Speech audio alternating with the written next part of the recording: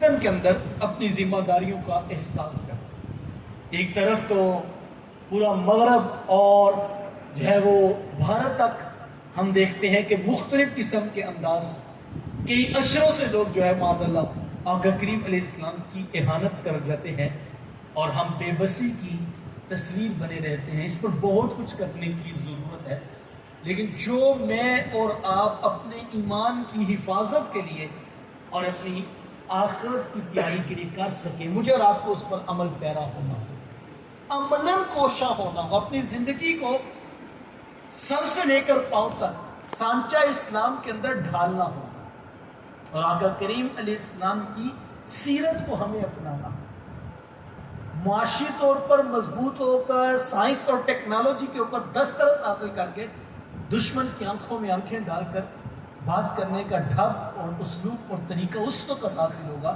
جب تک ہم اپنے جو ہے وہ معاملات کے اندر، اپنے افکار کے اندر، اپنے کردار کے اندر، اپنے اخلاق کے اندر ہم اپنے رسول کی سیرت کو اجاگر نہیں کر لیتے، اور یہ ہم سے تقاضا ایمان ہے۔ آقا کریم علیہ السلام نے ارشاد فرمایا تم میں سے کوئی شخص ایمان والا نہیں ہو سکتا جب تک وہ اپنے نفس کی خواہش کو اس شے کے تابع نہ کر لے جو محمد میں لے کر آیا، فرمایا جو دین میں لے کر اپنے آپ کو اس کے تابع لانا ہو، اور یہ ہم سے تقاضا اس دور کا۔ اس وقت مجھے اور آپ کو اپنے کردار کے ساتھ، اپنے اخلاق کے ساتھ، اپنے اعمال کے ساتھ، اپنے نظریات کی پاکیزگی کے ساتھ میدان عمل میں کھڑے ہونے کی ضرورت ہے، اور اس پر ہمیں اپنے حصے کا کردار ادا کرنا۔ اس وقت میں اور آپ اپنا محاسبہ کریں کہ ہم کس جگہ کے اوپر کھڑے ہیں۔ بات تو تلخ ہے، لیکن کسی کرنے والے نے خیر کی ہے اور لکھنے والے نے لکھی بھی ہے۔ یہ ہمارے جذبات ہیں کہ ہم جو ہے وہ پوری دنیا کے اوپر دین اسلام کو غالب کرنا چاہتے ہیں، اور جب تک امت کا غلبہ نہیں ہوگا تب تک مسائل حل بھی نہیں ہوں۔ غلبہ امت کا خواب شرمندہ تعبیر ہوگا تو پھر سارے امت کے مسائل حل ہوں گے۔ اس کے لیے ہمیں کوشش کرنی ہے، اس کے لیے ہمیں جد و جہد کرنی ہے، محنت کرنی ہے، اپنے کردار کے ساتھ، اپنے اخلاق کے ساتھ، اپنے اعتقادات کی پاکیزگی کے ساتھ ہمیں میدان میں کھڑا ہونا۔ اور قرآن مجید کا وعدہ ہے جب ہم اس مزاج کے ساتھ کھڑے ہوں گے تو قرآن نے بشارت دی، کہا وَأَنْتُمُ الْأَعْلَوْنَ، تم ہی کامیاب ہو، تم ہی بامراد ہو، تمہارے ہی سروں پہ عزتوں کے تاج رکھیں گے، لیکن شرط ہماری ہے ان کنتم مؤمنین، اگر تم محمد عربی کے سچے غلام، تم ایمان والے تو بن کے دکھاؤ، تم وہ طاقت ایمانی پیدا تو کرو، وہ جو ایمان کا تقاضا ہے وہ اپنے کردار میں تو لے کر آؤ۔ یہ وعدہ ہمارا ہے کہ ہم تمہیں کامیاب کریں گے،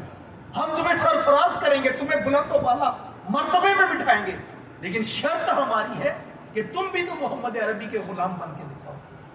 جب میں کہتا ہوں الہی میرے احوال دیکھ، حکم ہوتا ہے بندے اپنے نامہ اعمال تو دیکھ، ہم بھی تو اپنے اندر اترے کہ ہم کس جگہ پہ کھڑے،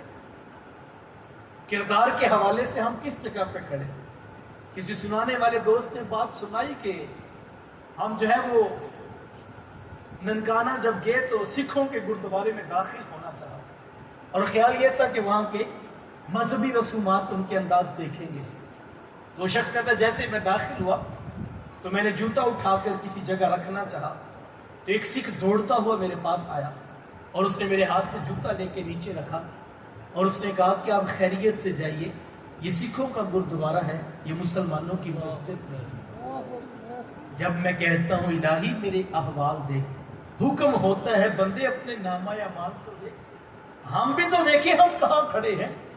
سر سے لے کر پاؤں تک، صبح سے لے کر شام تک ہمیں اپنے کردار کا بھی تو محاسبہ کرنا۔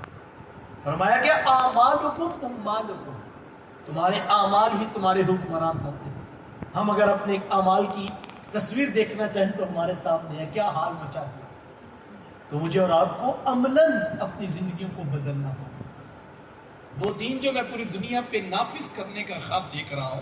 وہ سب سے پہلے مجھے اپنی ذات پہ نافذ کرنا ہے،